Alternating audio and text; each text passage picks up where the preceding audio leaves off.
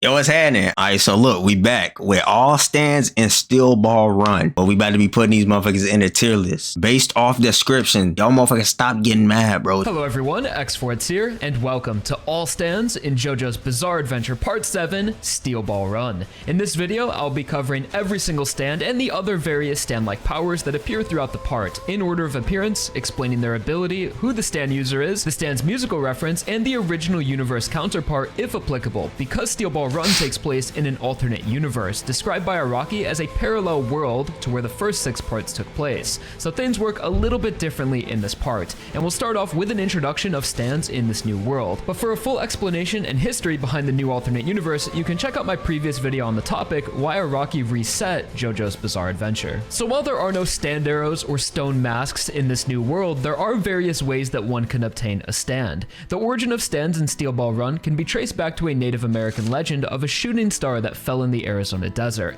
At the point of impact, the ground itself became imbued with a supernatural ability, as it began to move and distort the area around it, forming canyons and changing the landscape of wherever it traveled. The land formation was called the Devil's Palm by the natives, and was said to have been traveling the continent for tens of thousands of years. The Devil's Palm is the first known cause of stand abilities, as the natives discovered and recorded that when coming in contact with the Devil's Palm, it would either swallow you whole or spit you out and leave you cursed with an evil spirit. At least that was their interpretation, but the Devil's Palm's true power is to awaken the dormant abilities within humans, granting a stand, paralleling the introduction of stands in Part 3, where Jotaro had mistaken his stand for an evil What the fuck?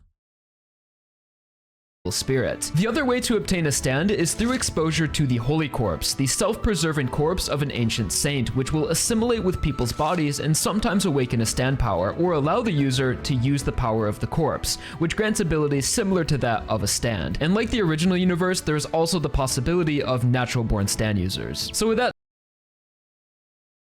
That's crazy. Yo, bro, has anybody ever thought about resetting anime like any other anime creators? Have they ever thought about resetting anime? 'Cause I ain't gonna lie, I kind of fuck with the way that sounds, bro. Resetting the anime, that shit sounds tough. that said, let's ride into the wild and western world of Steel Ball Run. The first ability we see used in Steel Ball Run is actually not a stand, but rather the spin, a technique which allows a trained individual to control the rotational energy found within nature through the use of a physical conduit, ideally something with a spherical shape, such as a steel ball or soap bubble, but a varying amount of spin can be applied to really any object. The concept of spin is somewhat a law of nature within the alternate universe, similarly to Hamon or the ripple, and are steps towards achieving a stand. During the Oh, this motherfucker done reset it all the damn way, bro. Wait, so is Hamon in this shit? inception of Steel Ball Run, Araki would become enveloped with this concept of spin, as after years of drawing nature and objects, he had come to the conclusion that rotations and spirals gave a clear explanation to nearly every phenomenon in the world. Araki had even thought that if he were to create a stand based on the concept of spin itself, it would be too powerful because of its presence in nearly every aspect of the world. For this reason, the spin is more of a natural phenomenon which certain stand powers can manipulate and work with, similarly to how previous stands could influence time and gravity. The spin, again similarly to Hamon, has been used in a wide variety of different instances, as the power allows its user to manipulate pretty much any object or force. Early examples of spin involve manipulating the movement of people's bodies through rotational energy via a steel ball, affecting bones, muscles, the nervous system, making people unable to move, controlling other people's movements, and allowing a paraplegic to move their legs again. More specific examples include using vibrations of a steel ball to scan the surrounding areas and show a projection of the terrain through nature, imbuing a horse's legs with rotational energy, or transferring energy through the body like an electrical current. So generally, the spin can control just about everything, or at least everything within nature, such as plants, water, air, living beings, and even gravity. Although, so these niggas basically bending and shit, bro. They like avatars. So in order to use the spin to the fullest of its potential, one must utilize the golden ratio, which brings one's spin closer to an infinite spiral, creating an infinite source of energy. Masters of the spin are able to recognize the golden ratio within nature and use their surroundings as references to help guide their spin and produce more consistent and powerful rotations. So the spin is a huge concept within Steel Ball Run, in which the fabric of the world is built upon as well as guides the characters through the story. So we'll come back to the spin and the golden ratio more later on when we see the stands that utilize its power. But being a technique, the spin is used by multiple characters throughout the part, although mostly used by Gyro Zeppeli, as well as has a long history originating from Naples, Italy, where it was studied and passed down through the Zeppeli family for generations, who were renowned doctors and royal executioners who used the spin extensively in their practice. The spin is also the alternate universe equivalent of Hamon. But the first real stand to appear in Steel Ball Run is just the arm. This motherfucker done reset it all the way. Whoever, bro, okay, Araki might be the best anime creator. Like, bro, he's so creative with shit, bro.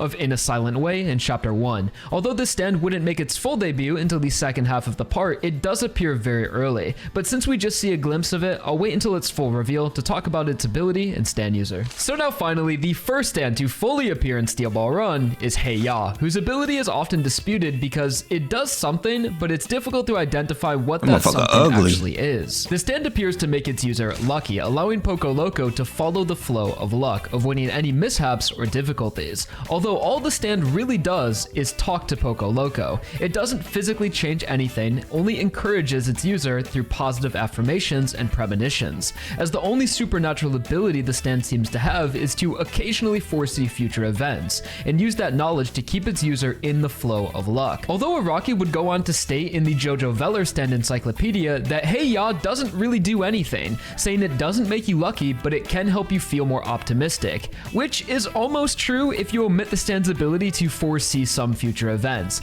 But it's hard to ignore Poco Loco's ability to essentially Mr. Magoo his way through the most improbable scenarios, like riding his horse through a dense forest blind and making it out relatively unscathed. So it seems this flow of luck is mostly due to Poco Loco's increased confidence, as bad things will still happen to him, but through his optimism he won't lose faith, and almost like the bad luck will correct itself as a blessing in disguise, such as when he was knocked off his horse, allowing him to take a more optimal path, and then be knocked back on top of his horse, although he was still hit by objects. So it's easy to say that Poco Loco is just naturally a lucky person, and his stand is the manifestation of that characteristic, further enhancing what he already had. Although interestingly, the biggest theme of the alternate universe is the flow of energy within the world, the positive and negative flows, which one can interpret as fate, and how characters either endure or try to change their flow of energy. So I've always found it fitting that the first stand we see in the alternate universe is essentially the embodiment of the positive flow. Hey Ya's name is in reference to the Outcast song of the same name. The stand user is Poco Loco, who would go on to be the winner of the Steel Ball Run race, and the stand can be seen as the alternate universe equivalent of Cheap Trick from Part 4, as they both attach to their user's back and will try to influence their user's confidence by speaking into their ear, and they have similar designs and are around the same size. Next up is not a stand, but a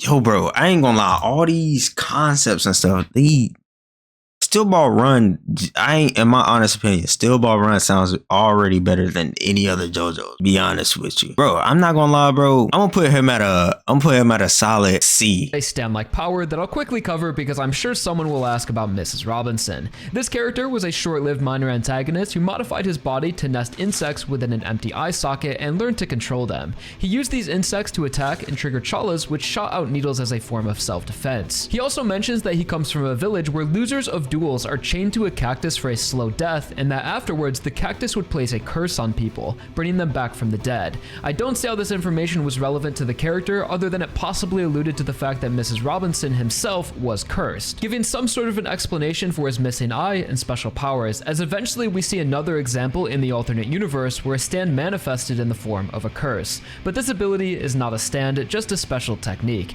Mrs. Robinson's name is in reference to the Simon and Garfunkel song of the same name, and his defeat parallels that of Donovan from Part 2 being tied to a cactus and left for dead, as well as the skull within the sun to indicate its intense heat was also illustrated in both Part 2 and 7. Shortly into the second stage of the race, we encounter Tomb of the Boom, which is one of the first examples of how stands are a bit different in the alternate universe, as the concept of a stand user is more fluid than before, as this is one stand controlled by 3 family members, although the stand The fuck? Stand's design will change depending on the person, and they use the stand in different ways, but according to Araki, their abilities are nearly the same. So this stand does a few things, first of which is the ability to control the iron in people's blood, in order to create weapons that protrude from inside the body. But the stand can also control any kind of iron, such as a steel ball or the iron found in sand. The father of the family uses this ability to put iron under his skin in order to change his appearance and disguise himself, and I guess can also make extremely detailed and accurate clothing out of iron as well, somehow. And the stand's last ability is magnetization, as anyone who comes in contact with a family member or their exposed blood will become the center of a magnetic force, attracting all of the iron around them. So it's kind of like Araki took 3 stands from previous parts and just mashed them all together. What the fuck? As the stand demonstrates nearly the exact same abilities as Kanum, Bastet, and Metallica simultaneously. Tomb of the Boom's users are Andre, Benjamin, and LA Boom Boom, in reference to the song of the same name, and the members of the hip-hop duo Outkast. That's crazy how he even knows about Outkast. Dude, this ability is fucking insane. Like, that stand is tough as shit. I'm gonna put that at an A. Next up is Oh Lonesome Me, which appeared during the Boom Boom family arc, and is a stand that allows its user to disassemble their body as well as others and slide the disconnected parts along a rope with full control. This ability derives from its user's Western cowboy-like character, as Araki considered the lasso an essential tool for the cowboy. The simplicity bro, these stands go so into detail, bro. Like, the simplicity of the stand is a reflection of the role its user would play throughout the part, as the stand was never the focus of a particular stand battle, rather appeared periodically throughout the first half of the part in a supporting role, which was enhanced by his simple but effective stand. Oh Lonesome Me's user is Mountain Tim, and the stand's name is in reference to the Don Gibson song of the same name, and Mountain Tim can be seen as the alternate universe counterpart for Robert E.O. Speedwagon, as he works alongside Johnny and supports our cast in various ways, as well as he is afflicted with a wound that leaves a scar identical to Speedwagon's. Before Johnny Joestar's stand is not gonna lie, bro, it can help you in hella situations, bro. I'm gonna put it in B. But bro, if them strings is always attached to you, that can for real fuck you up, bro. If somebody fight you with a sword and they just cut through that bitch. Before Johnny Joestar's stand is given a name, or we even see its physical appearance, he first uses its ability against the Boom Boom family, where through the spin, he is able to rotate his fingernails and shoot them out like bullets, which have an effect comparable to a high-speed saw blade. This ability is stated to be something greater than the spin itself, as Gyro has never seen anything like it before, and it reminds Mountain Tim of a stand, proclaiming that they must be within the Devil's Palm. This is just the first act of the stand Tusk, which is an ability derived from the spin, similar to other stands which control the laws of nature like time and gravity-based stands. The aspect of this ability that makes it something more than just the spin is its connection to Johnny's body, using his fingernails as a conduit for the spin, and causing them to regrow at a rapid rate. The first time Johnny uses this ability, it makes a ripple effect in the sand, referencing the first time we had seen Hotmone used in part 1, when William Zeppeli had made ripples in the water. While it was first suspected that Johnny's stand was caused by the Devil's Palm, it's later revealed, along with the stand's physical form, that it was a power granted from the left arm of the Holy Corpse, which had assimilated with Johnny's body at some point, and when the corpse part was removed, he lost control of his stand. In this early stage, the stand can also shoot Johnny's toenails, and will sometimes use the force generated from the spin to make him jump around. Tusk is an act-type stand similar to Echoes from part 4, which grows alongside Johnny and his spin, so we'll see more from it later on in the video. Tusk's name is in reference to the Fleetwood Mac song of the same name, and Johnny is of course the counterpart to Jonathan Joestar. For a full comparison between these two and their counterpart nature, you can check out my previous video, Jonathan versus Johnny. Next up is Boku no Rhythm wo Kite. Yo, okay, I ain't gonna lie. I'm gonna put that one in A, bro. You can literally just spam that bitch. Cut niggas up with it. I'm gonna put that one in A, bro. Next up is Boku no Rhythm wo Kite, an explosive type stand with the ability to place small bombs onto any form of matter that comes in contact with the stand user. Once a bomb is placed, multiple small stopwatches will appear with slowly releasing pins. The timer seems to be a predetermined amount of time that the user cannot change, although the explosive can be delayed by holding down on the pins after the time runs out, like holding down an active grenade. The stand can create as many bombs as it wants and deploy. So it's just delaying the shit, bro. You still gonna get blown up. Them in a variety of ways, as simple as touching someone or by applying the bombs to various surfaces such as water, smoke, and bees. The stand user— oh yeah, this motherfucker got landmines, bro. You might as well just plant that around your enemy, bro. If they take a step, bro, it's wraps. It's over with. was an explosives expert before entering the Steel Ball Run But race. damn, it's got a timer on it, so never mind. Might not be over with. Presumably by encountering the Devil's Palm. This stand, while not the direct counterpart to Killer Queen, still possesses an extremely similar ability. The stand user is Oya Como Va, whose name and stand are in reference to the song Oya Como Va by Santana. After the damages Gyro sustains while fighting Oya Como Va, he tracks down an object with healing powers provided to him by the king's servant from his homeland of Italy. This supernatural object is called Zombie Horse, and hey, I'm not gonna lie though, bro. That stand, that motherfucker is tough, bro. I'm gonna put that one at A. Was stated that it has been prepared, implying that someone made it from a special material. Johnny and Gyro find the zombie horse on a cliffside, decorated as a mural of a horse. The strain which outlined the horse is the zombie horse, a strain that magically heals any wound just by stitching the skin back together. While Gyro's family does have a history in medicine, Johnny deduces that this is not a special technique or a form of medicine, rather it's more like a stand ability. Although Gyro refutes the theory and claims it's simply a gift from the king, and it's never really elaborated on further than that. It seemed that Araki just needed a way for the characters to heal themselves without introducing a whole new character to join them. While we would see a healing stand later on, for now, Zombie Horse is an unexplained convenience given to the characters that they frequently use throughout the part, and it is apparently not a stand, although its name is in reference to the Guns N' Roses song, Dead Horse. During the second stage of the race, as our characters arrive at Monument Valley, they're suddenly attacked by the stand Wired. This is a bit of a weird one, and only seems to be effective in the most specific of situations. The stand allows its user to use a pan of water as a portal to get a bird's eye view of an area directly below them. Assuming the Wait, what the fuck? Only seems to be effective in the most specific of situations. The stand allows its user to use a pan of water as a portal to get a bird's eye view of an area directly below them. Assuming the stand can only be used when positioned above your target. Bro. Yo. This motherfucker Araki, bro. This motherfucker should get like most creative anime creator of the year or some shit. I don't know what kind of awards they got for anime, but bro, what the fuck?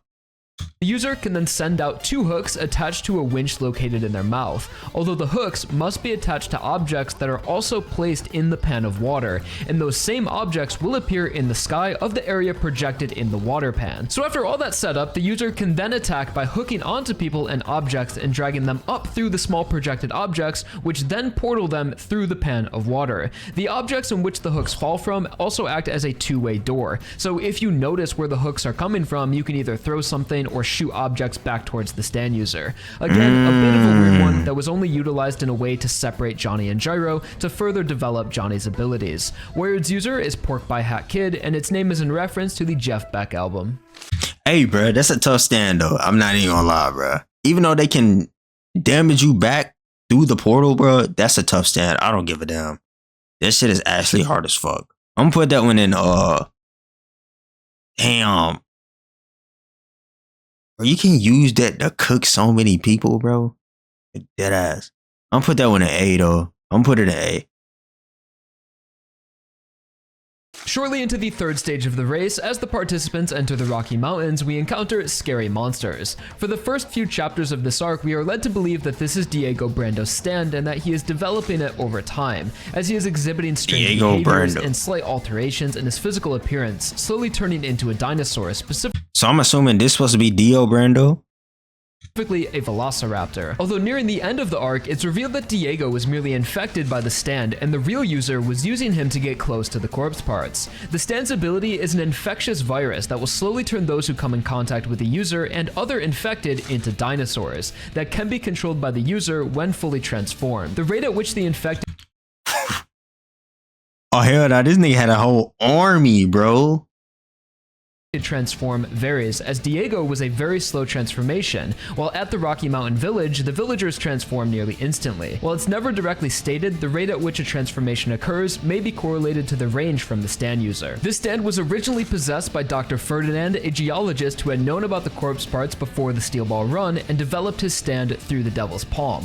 Although after his death, this ability would transfer to Diego Brando, as at the time, Diego was in possession of the left eye of the Holy Corpse and still infected by scary monsters. So because Diego was He is supposed to be Dio Brando. Yo, I knew that damn like zombie apocalypse type thing was supposed to be something like him, bro. Like all I remember from Dio is that he made hella zombies and they was on a boat and he was wanting them zombies to attack Jonathan and his girl. Bro, that's crazy. So this is supposed to be Dio.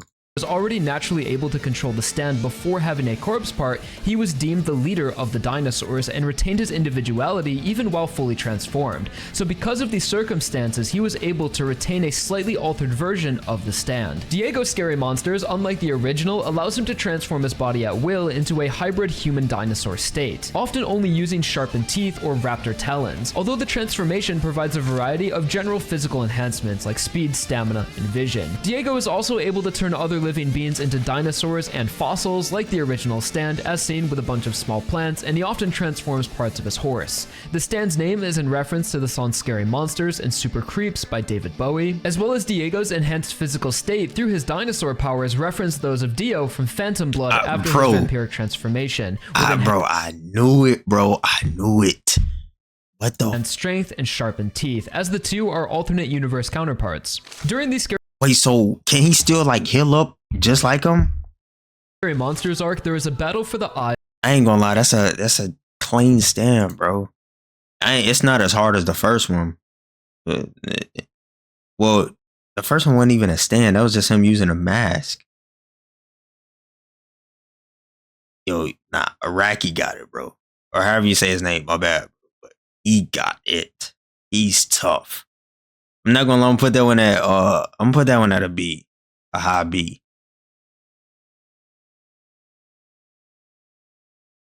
Of the Holy Corpse, which demonstrate a few stand-like powers. First of which is the Guardian of the Eyes, an impartial statue-like stand which simply holds the corpse parts. It doesn't try to protect them or fight against those who take them. In fact, the Guardian helps those who possess the eyes, which is an ability that every corpse part seems to have to some extent, as their only will individually is to reach other corpse parts, as the left arm guided Johnny and Gyro to the eyes, and the eyes reveal the location of further parts. The Holy Corpse Guardian is a bit of a mystery throughout the part that's never directly addressed by any of the characters, although my prevailing theory is that every corpse part has some sort of guardian, as when the eyes are separated, so is the guardian, half attaching to Diego and the other half to Gyro. And the next time we see it is in chapter 62, when all of the corpse parts besides an eye are brought together and the guardian looks more complete, having angel wings, as well as has a greater will of its own, being able to physically grab Lucy's steel and it talks to her. I believe the guardian is some sort of lingering spirit of the saint, like a mummified stand, manifested through the corpse, but with no permanent consciousness to control it. Yet another example of the abstract fluidity of stands in the alternate universe, although the Guardian was never confirmed to be a stand or given a name. The eyes themselves are some of the more powerful. Wait, so do any old stands ever come back? I mean, I know he combining them all together, but like, and do any other characters remember the past? They can't, because they're not even the same character. Yo, bro. That's a different universe, not a... That's crazy, bro. This shit is getting crazy, and I'm thinking way too damn hard, bro. Where is that stand at, bro? Corpse parts which after being taken result in a few stand-like abilities, the first of which being Gyro's scan, which manifested because Gyro was using his steel ball when assimilating with the eye, combining their powers, allowing Gyro remote vision through a steel ball, as well as x-ray vision and a general enhancement to his spin, similarly to Diego's ability to retain Scary Monsters because of the left eye. And they both had slight design changes to represent their possession and power given to them by the eyes. They're also used multiple times to reveal the location of other corpse parts through coordinates and can even create a projection when used together. At one point, we see Gyro use his scan and the corpse part guardian manifests from his steel ball, although it's a common misconception that this was an early design for the stand ball breaker which appears later in the part. But that is not the case, as it's clearly the right side of the corpse guardian, and manifests when Gyro is specifically using the corpse's power. For a full explanation of the corpse powers and guardian, be sure to check out my Holy Corpse analysis videos that really go in depth on the topic. But following the aftermath of the Rocky I ain't gonna lie, that whole damn thing is just insane, bro. Like, Get back to some of Motherfucker these using real stands. eyeballs As next up is Cream Starter, from a an stone. ability bound to a physical object, being a spray can that can be separated from its user and used by other people due to its material nature. Cream Starter is able to reproduce the flesh of... What the fuck is the name of it? What the hell? Up is Cream Starter, an ability... That's a crazy ass name. Now, Iraqi, I ain't gonna lie, you freaky as hell for that one, bro. What the fuck? bound to a physical object, being a spray can that can be separated from its user and used by other people due to its material nature. Cream Starter is able to reproduce the flesh of whoever uses it or is in contact with the user. So it doesn't create flesh, rather it takes existing flesh from someone and sprays it out as a malleable goo, which is used for a variety of purposes such as healing wounds, altering one's appearance like changing your face, or sealing someone's mouth or eyes shut with flesh. The stand also allows its user to control parts of their body remotely by sending a body part through the spray can and still being able to control the limb from a distance. This can be taken to the extreme as the user can spray their entire body through the stand, turning into essentially liquid flesh for a short period of time. Cream Starter's user is Hot Pants, although the stand can be used and seen by everyone, including non-stand users. And the stand's name is in reference to the song Firestarter by The Prodigy, and Hot Pants is in reference to the James Brown song of the same name. Shortly into the fourth stage. Yo, bro, okay, nah, I ain't gonna lie. Cream Starter, you kind of clean, bro. Freaky ass name, but that shit kind of clean. I'm not gonna lie to you. I'm put that one at I'm put it at a high B behind the dinosaur window. Of the race, in the forest between Colorado and Kansas City are cast encounters Mandom, a time-based stand similar to the main villains of the original universe, allowing its user to rewind time precisely 6 seconds instantly. Although the user states that he needs to reach for his wristwatch and manually rewind time. So is this one supposed to be like is this supposed to be like Jotaro's and Dio stand? Turn its dial back in order to activate the ability, this was merely a self-imposed limitation followed by the stand user that he uses in order to maintain fair duels, as the stand is often used only to save himself from unfair attacks or from attacks from those not part of the duel. So in order to win the duel and avoid the ability activating, you would need to kill the user in a way that they deem is fair. When time is reversed, everyone affected will What? From those not part of the duel. So in order to win the duel and avoid the ability activating, you would need to kill the user in a way that they deem is fair. Yo, okay, nah. Off the rip, this motherfucker is overpowered. That shit is not fair at all. When time is reversed, everyone affected will still remember the undone 6 seconds, which distorts those unaware of the stand's activation and results in the feeling of deja vu. The stand also has a 6-second cooldown, meaning you can never turn back time further than 6 seconds. You can only replay the same 6 seconds for as long as the user wants, making people feel like they're moving in place. When the stand is first used, it's similar to Polnareff's encounter with the world when he kept being sent backwards, as Johnny and Gyro become lost in the woods retreading their steps for hours. Mandom's user is Ringo Road again, an admirable enemy who gave his life in order to bring Gyro into the why he looks so damn majestic, bro? His damn skull on the bottom of his lip and everything. True Man's World. The stand's name is in reference to the song Lovers of the World by Jerry Wallace, as well as Ringo's name and appearance are in reference to Ringo Starr. For more insight into Ringo's purpose and the significance of the True Man's World, you can check out my previous video analyzing the two. Following the True Man's World arc is another stand user who is okay, so that stand, it's not fair, but it is fair. Because what if you think you kill somebody fair and then the motherfucker just reset time and then he got an extra 6 seconds to live, bro? Like, fuck.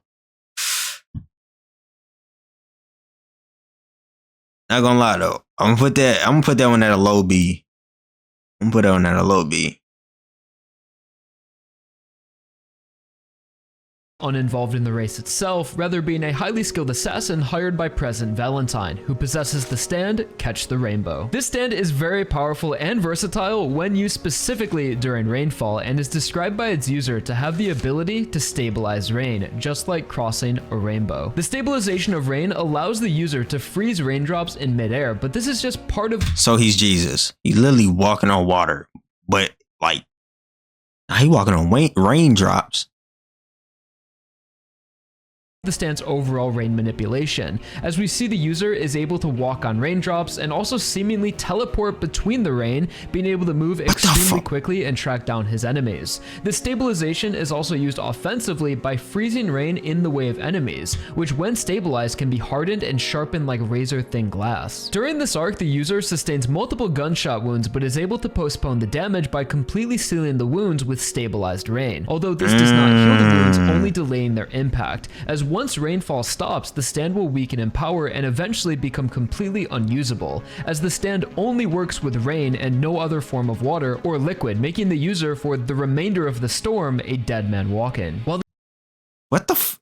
the stand takes the physical form of a mask worn by its user, part of its ability is an integrated type stand, allowing the user to disassemble their body and reassemble certain parts through the raindrops, in order to avoid attacks or attack from unexpected angles, similarly to the previous stand Olon Sumi, which actually went head to head with Catch the Rainbow, one of the rare times in JoJo Araki specifically made stand users with similar abilities fight each other, giving you guys a sort of in-universe standoff moment. Catch the Rainbow's user is Blackmore in reference to the song of the same name, and Blackmore is in reference to the guitarist from the bands Rainbow and Deep Purple, Richie Blackmore. Okay, yeah. That's a tough ass stand, bro. I don't give a damn. He lose power, but bro, that's still a tough stand to me, bro. I'll put that one in A. You can defend yourself in so many ways with that shit.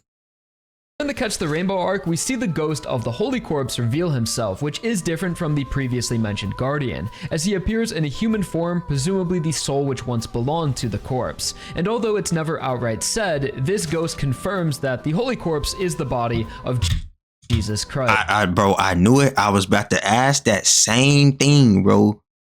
That's crazy. That is wild. As he is donned with a crown of thorns and bears stigmata. I the knew ghost it. appears from time to time to those in possession of certain corpse parts and will either talk to the people or offer them wisdom. So not quite a stand, but certainly some supernatural force in this universe.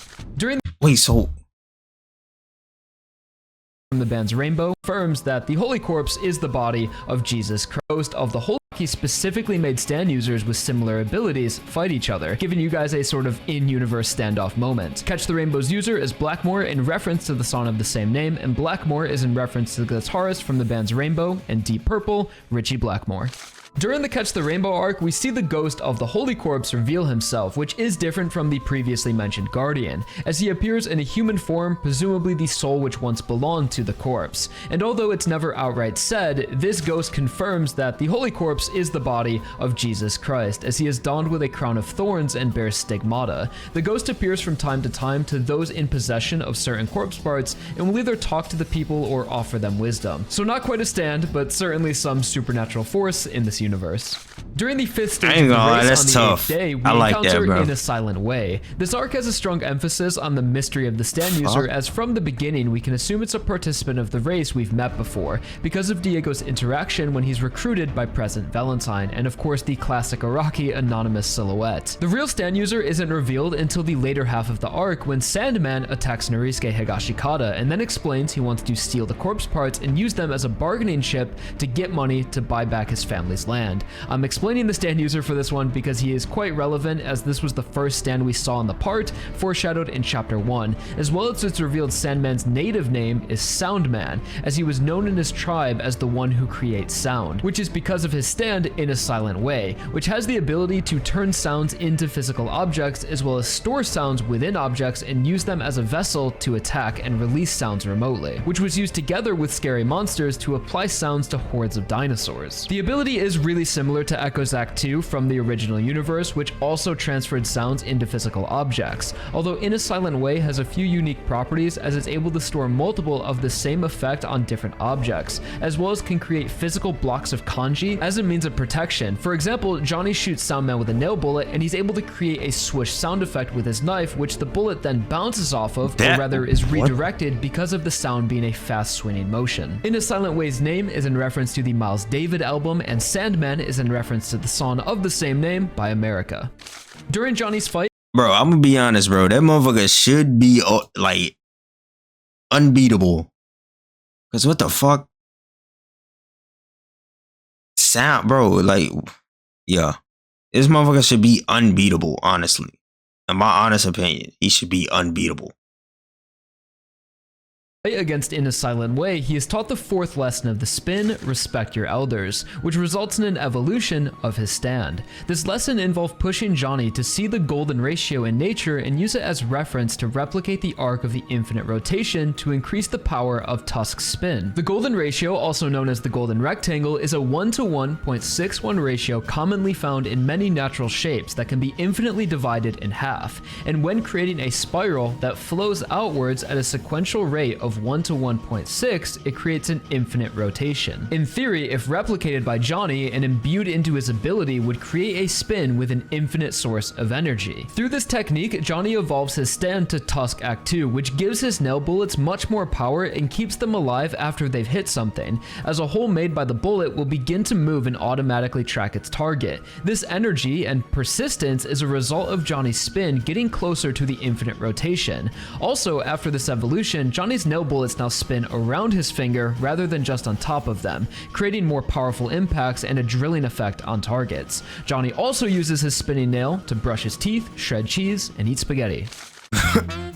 In the middle of— Bro, I ain't gonna lie, the fact that this motherfucker's stand is even upgrading, like what, bro? the In a Silent Way arc, Some of these motherfuckers don't even need to be upgraded. I understand why some of them are being touched, because they already sound overpowered as shit. and around the halfway point of the part, there's an interlude at chapter 42.5, where Araki gives a brief explanation of stands, including the nature of the phenomenon, as well as some rules they adhere to, and through this explanation, we see various stands throughout JoJo, so they technically do appear in Steel Ball Run. These include Geb, Harvest, Dark Blue Moon, Tower of Grace, Cinderella, Purple Haze, The Grateful Dead, Foo Fighters, Red Hot Chili Peppers, Crazy Diamond, Anubis, Sex Pistols, Ebony Devil, The Lock, Osiris, Wheel of Fortune, Heaven's Door, Strength, Stray Cat, Empress, Silver Chariot, The World, Sheer Heart Attack, Gold Experience, and Echoes Act 1 and Act 2. This chapter also acknowledges the counterpart nature between the stand arrows and the Devil's Palm, as well as Hamon and the Spin, and how they can be used as steps towards achieving the ultimate goal of a stand, which is seen through characters like Joseph Joestar evolving his Ripple into Hermit Purple, and Johnny Joestar evolving his Spin into Tusk. As the race progresses into the Midwest, we encounter Sugar Mountain Spring, which is a stand without a will of its own or a conscious user to control it. Rather, it belongs to nature, with the stand user being a tree. The stand's power begins in the spring at the base of the tree, and if anyone were to drop an object into the spring, it will disappear and appear in possession of the tree's guardian. The guardian will then present the original owner with a more valuable or improved version of the lost item. If the target accepts the more valuable item, they will be punished and absorbed into the tree, but if they are honest and refuse the more valuable item, they will be rewarded with the original item as well as the initial offered valuables. However, you must use the improved version in a transactional exchange by sundown, or else you will be absorbed by the tree. This includes the improved item itself or any money or possessions in which it's traded for. So for example, you drop an iron axe into the spring. It will be lost and you will then be offered a golden axe by the tree's guardian. If you refuse the golden axe and say you want your iron axe, the guardian will give you both items, but you need to sell the golden axe before sundown. The second part of its ability is its absorption. If you refuse the golden axe and say you want your iron axe, the guardian will give you both items, but you need to sell the golden axe before sundown. So what the fuck is the point of giving it to me? The second part of its ability is its absorption and guardian control. The girl we meet who hosts the offerings is not the stand user, but rather a victim of the stand, who in the past was once part of the tree. So anyone who is absorbed by its ability is placed in a queue to eventually become the guardian, which could take hundreds or thousands of years. Sugar Mountain Spring stand user is the large tree near the spring, and the stand's name is in reference to the Neil Young song Sugar Mountain. The ability reads more like a piece of folklore, and that's because the ability is based off of the folktale The Honest Woodcutter. I like the idea of stands existing in nature because it's very likely that even in JoJolian, this stand still exists and continues through its victims passing the title of Guardian, unless the tree was cut down or destroyed by industrialization. Bro, what is the point of even having a stand like that, bro? If I gotta, you gonna give me something more valuable if I go with my old option, and then I have to sell it by night, bro. What was the point of even giving it to me, bro? Keep this shit, bro. I don't even want it at that point. I ain't gonna lie, I'm gonna put that on at a C. I'll put that on at D, bro. To me, this shit is just dumb. While Johnny and Gyro are trying to sell their valuables from Sugar Mountain, they are attacked by the stand Tattoo You and the 11 Men. This is another shared type stand similar to the Tomb of the Boom from earlier in the part, as it's one stand shared among 11 men, who all have a similar design and tattoo-like marking on the back of their neck, which is the physical form of the stand. These tattoos allow the 11 men to merge with one another and transfer between each other, using the markings like portals. The 11 men also seem to share consciousness and motive, as they I ain't never heard of no conjoined triplets, bro. They never talk to each other, but all seem to understand what to do at all times and cooperate with each other, planning different attacks, with multiple men disguising themselves as one person. This is a short-lived stand, which is one of the most straightforward and action-oriented fights in the entire series, with the battle being a full-on Western shootout inside a casino, which lasts for only one chapter. The stand user is said to be just one of the 11 men, who is also their leader, but the stand user is never revealed. The stand's name is in reference to the Rolling Stones album of the same name. The next stand... Hey, I'm not gonna lie, bro. Them boy had gang with them, bro. I'm gonna get that one a solid, I said a solid, bro. I'm acting like I'm rating these. But now I'm gonna put that one at a low B. Tubular Bells is described by President Valentine as an advanced guard mechanism, which is used by one of fucking his personal balloon? bodyguards. The stand allows its user to convert metal objects into balloons, which he can further shape into balloon animals, which have slightly different abilities based on their form. For example, he Why is this balloon animals crazy? can turn a nail into a balloon dog that can remember a specific scent and act as an automatic tracking stand. Well, never mind. Not crazy. This shit might be tough, bro. Attacking any person or object with the same scent. We also see the user create balloon swans out of tin shutters, which float towards their target and revert to their original shape as they approach, making for a deadly projectile. The stand can also attack by invading someone's body in its balloon form and revert back to its original metal while inside, destroying someone from the inside out. Tubular Bells user is Mike O, in reference to Mike Oldfield and his album Tubular Bells, and the stand's ability is also inspired by the album art, being a bent piece of metal coming from the Tubular Bells instrument. Bro, I ain't gonna lie, bro. You could plant an innocent kid out in battle. Everybody gonna stop. He gonna get a little kid a balloon before he walk out to the battle. Bro, everybody is cooked whenever that little kid stop, bro. And they hand them the balloon. It's over with. It's over with, bro. I'm telling you. Shit'll be crazy. I'm not gonna lie though, I will get that one a solid. I'm gonna get that one a little bit higher of a B. Cause that one is kind of tough. I like that. I like that.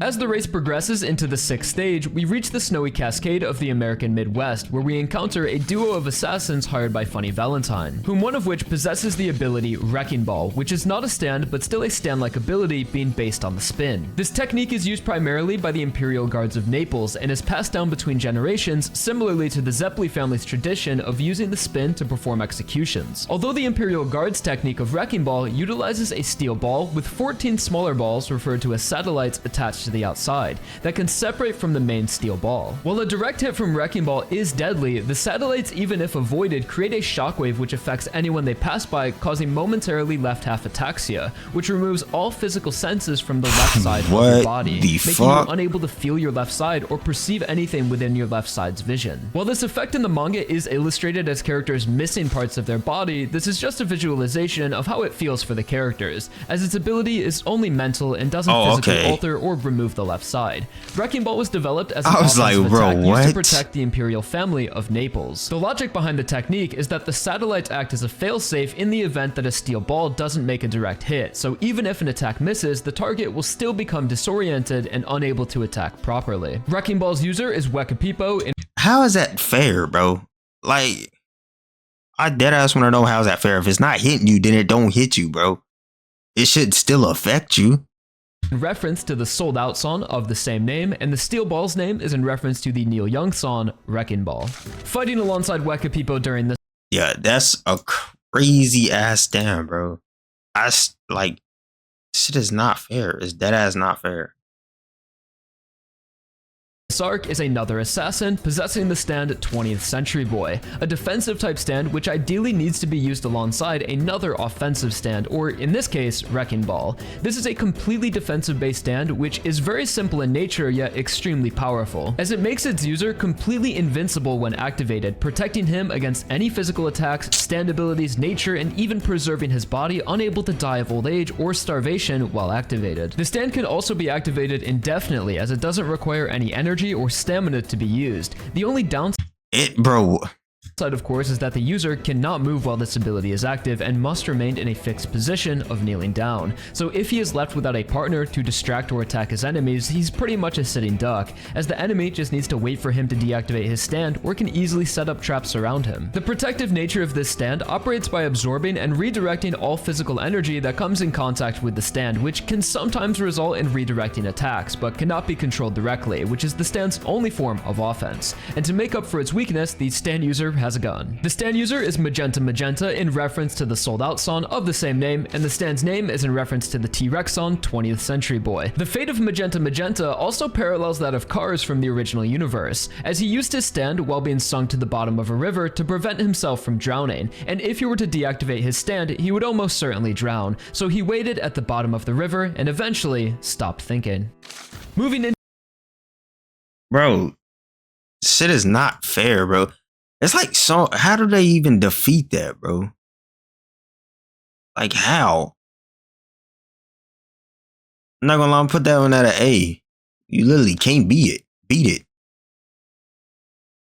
Into the 7th stage of the race, and after a short 12-day time skip, we see the participants have begun making their way towards the northeast, which is where we encounter our next stand at the outskirts of Gettysburg, Civil War. In theme with the stand's name, its ability revolves around attacking its targets with guilt from their past. The stand can manifest people and objects from someone's past which they have left behind or carry memories of guilt. These objects will then attach themselves to their target and cover them in a thin but durable material, which will then constrict and crush them, suffocating people with their own guilt. The only weakness to this attack is water, which will wash away the guilt, acting as a metaphor for religious purifications. The stand's secondary ability, which the user refers to as its completion. Oh, that motherfucker really weak. All you gotta do is pour water on yourself before it'll probably act faster than you grabbing a bottle of water or something.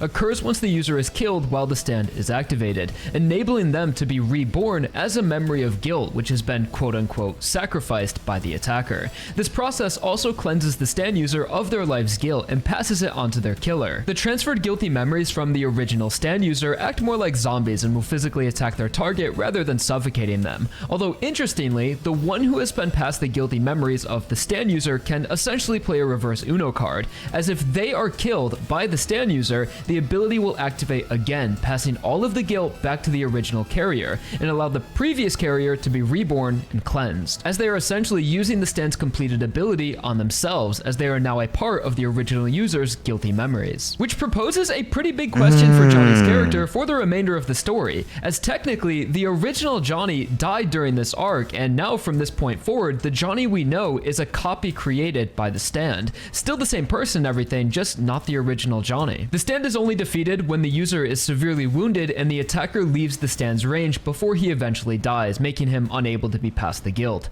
The stand user is Axl Rose in reference to the frontman of Guns N' Roses, Axl Rose, and the stand's name is in reference to the Guns N' Roses song of the same name.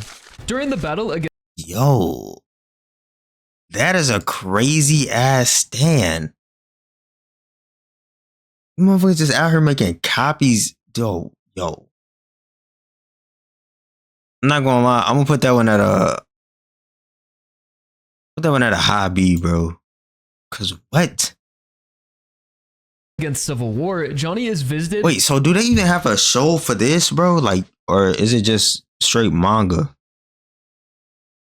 by the ghost of the Holy Corpse, which provides him the wisdom for his stand to undergo another evolution into Tusk Act 3, granting Johnny the ability to physically enter the hollow nail holes he creates using Act 2. This new ability is activated when Johnny shoots himself with his nail bullets using the golden ratio, placing a hollow hole on his body which imbues his physical body with the same rotation as his nails, allowing Johnny to spin inside the nail hole, now acting as a wormhole, being a pocket of space, and hides his body along the infinite spirals within the hole, as the space was described as the boundary between different dimensions, so a sort of spatial limbo. This ability allows Johnny to escape and reposition himself from attacks, as well as move parts of his body along with the bullet holes, often sending out his hand to shoot more nail bullets from unexpected angles. Bro, it's over with. This nigga just became overpowered, bruh. This is this motherfucker's third evolution, bro. If anyone besides Johnny tries to enter the bullet hole, they will be destroyed, assumingly because they are going against the rotation. And like Act 2, this ability uses the energy of the infinite rotation through the golden rectangle. And because Johnny's spin has improved significantly since acquiring Act 2, he's getting closer to the infinite rotation, and with Act 3, this causes his nail holes to last even longer. As the race enters the 8th stage and everyone begins converging. Nah, bruh. Hold on. We moving him up, bro. Cause I ain't gonna lie, he just got tougher. He about to be high S. On the streets of Philadelphia, we are finally introduced to the main villain stand, Dirty Deeds Done Dirt Cheap, also known as D4C. It's a long ass having name. The ability to travel between neighboring worlds, as Steel Ball Run exists as part of a multiverse where there's an infinite number of parallel worlds varying in slight degrees of differences. The dimension in which the story takes place is known as the base world, and is the only world where the Holy Corpse exists, and in all other worlds, the corpse parts are replaced with diamonds, leading to the conclusion that the corpse world is the basis of all other dimensions. D4C is infamous for its introduction arc, which creates an impossible situation where Johnny Joestar is assassinated by 3 different assailants simultaneously, and its ability is described to allow neighboring worlds to exist simultaneously in the same location. Although as the story continued, it became clear that its ability was slightly changed after this arc, as well as was given a different and more clear description in later chapters. I have made a dedicated video to the stand's original ability, which will be linked in a card, but to briefly describe how it worked at first, the stand would essentially merge multiple parallel universes, and this was described in the manga as sponges overlapping and having their gaps intersect to become one, where the parallel timelines are now happening in the same location. Another analogy would be if you had 2 different takes of a scene from a movie and played them overlapping each other simultaneously. So during this arc, they had 3 different takes of Johnny's assassination, which all played simultaneously, almost implying that the stand had an area of effect ability, after we see that the witnesses away from the stand user were also overlapping, with no implication that the stand user directly interacted with them. But later on, we see the stand can really only use its ability on individuals they are in direct contact with, which aligns more with its later explanation of being able to travel limitlessly to other dimensions when caught in between 2 objects, allowing the user to travel between worlds and interact with parallel versions of themselves and bring other characters between dimensions. Offensively, the stand can obliterate anyone by bringing them in contact with themselves from another world. As if 2 of the same people exist within the same time and place, they will be forced together and crushed out of existence, and the closer they are to each other, the greater the gravitational force will be. Well, of course, the user is immune to this effect, as they control the stand and can overlap and interact with parallel versions of themselves.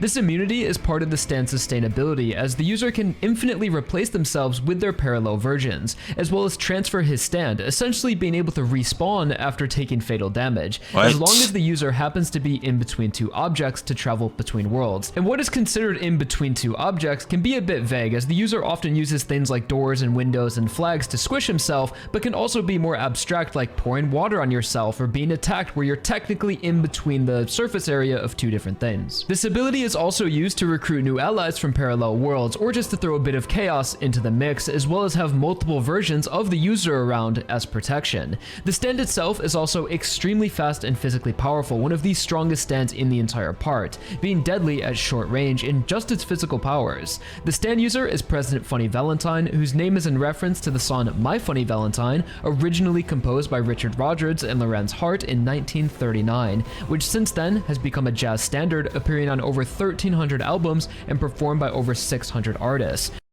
which plays into the nature of the stand's ability of duplication and replication. And the stand's name, Dirty Deeds Done Dirt Cheap, is in reference to the AC/DC song and album of the same name. Once D4C's ability is revealed, it recontextualized previous moments throughout the part, such as Funny Valentine's constant change in appearance, which may have been due to a few replacements throughout the part, as the first Funny Valentine we saw was most likely not the same that we I ain't gonna lie, that motherfucker ugly as hell. Saw during his arc, as well as the dramatic change in Sandman's character to Soundman, who was initially revealed after coming out from under a door, possibly alluding to the fact that Soundman, which we fought, was Sandman from a different world.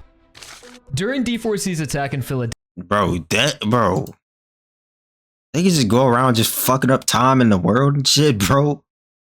Like, I ain't gonna lie, I'm gonna put that one at a S. So what, bro? peace. Oh, did not mean to skip that much.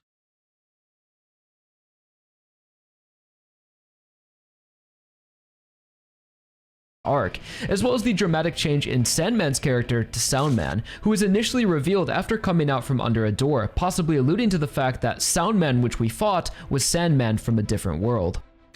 During D4C's attack in Philadelphia, Gyro encounters the final minor villain stand of the part, Chocolate Disco. This stand appears in two forms, one being a wearable gauntlet on the user's forearm with various buttons in a grid pattern with numbers spanning horizontally and letters vertically. The second form is a grid displayed on the ground in front of the user with each square correlating to a combination on the gauntlet. Similarly to a chessboard, the user can direct any oncoming projectiles that come in their direction to a space on the grid, disappearing from in front of him and instantly reappearing above the grid falling from the sky. The user can also drop weapons onto themselves and transfer them to the board. The catch to this stand though is that the user must physically press the button in which he wants the object to travel to on the gauntlet, meaning his attacks are limited to his own reaction speed and awareness, which ends up being the stand's downfall, as once the user is impaired they cannot attack accurately. If the stand's target were to get too close to the user, they can project the grid onto their own body to redirect attacks. What's the range on that damn grid though? As well as apply the grid to anyone they come in contact with, although again, if the user can't press the buttons, the stand is essentially useless. Overall, this ability is pretty underwhelming for the point at which it appears in the story, as it's really only thrown in to distract Gyro for a few chapters and separate him from Johnny. The stand user is Disco, whose name and stand are both in reference to the song Chocolate Disco by the band Perfume. Before the events of the D4C... Hey, I ain't gonna lie, now that was a shitty ass stand, I'm not gonna lie to you. Damn, they didn't even put him on her. Yeah, they didn't even put him on her. But yeah, I'd put that in D if I could, bro. Arc, Lucy Steele was endowed with the remaining parts of the Holy Corpse fusing into her body after being revealed by the Guardian, which caused her to become impregnated with the head of the corpse, and temporarily granted her the stand, Ticket to Ride. This ability is based on the Holy Corpse's power, although while inside Lucy, allows her to manifest a slightly more specific stand ability, which is manipulation of positive and negative flows, redirecting any misfortune which Lucy may encounter, blessing her with an overwhelmingly positive flow while redirecting the negative flow.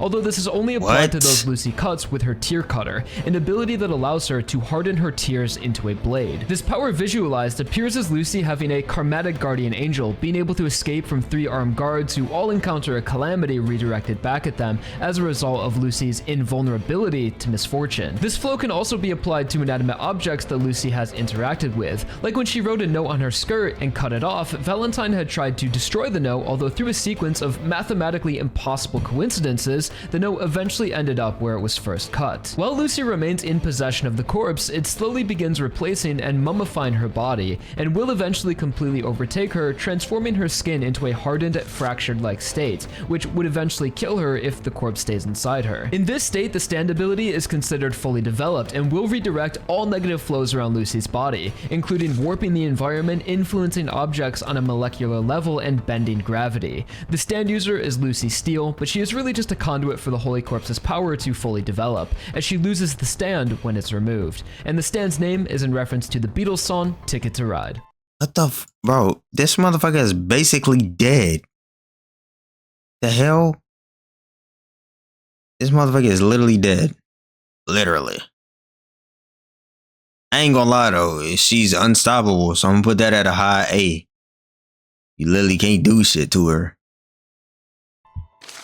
Shortly after Ticket to Ride fully develops, Funny Valentine's D4C evolves into D4C Love Train, which isn't exactly a new stand like Poochie's evolutions from Part 6, rather the Holy Corpse allowing Valentine to use its power, as throughout the part it is apparent that the Holy Corpse does possess a lingering will that chooses who it will interact with and allow to use its abilities, and in return for bringing all of the corpse parts together and providing them with a host, the corpse favors Funny Valentine and grants him the ability of Love Love Train. This ability is based on the Holy Corpse's power of redirection of misfortune, but now controlled directly by Funny Valentine, having access to a gap in space where only he can reside, and acts as a filter for misfortune, visualized as a veil of shining light emitting from Lucy, which Valentine can essentially ride, using Ticket to Ride to board his love train. Now with this new power, Funny Valentine is able to ride the flow of positive energy, using the filter to avoid and redirect all attacks or misfortune. This ability parallels Tusk Act 3 in many ways, which is fair as Act 3 was an ability connected to the Holy Corpse,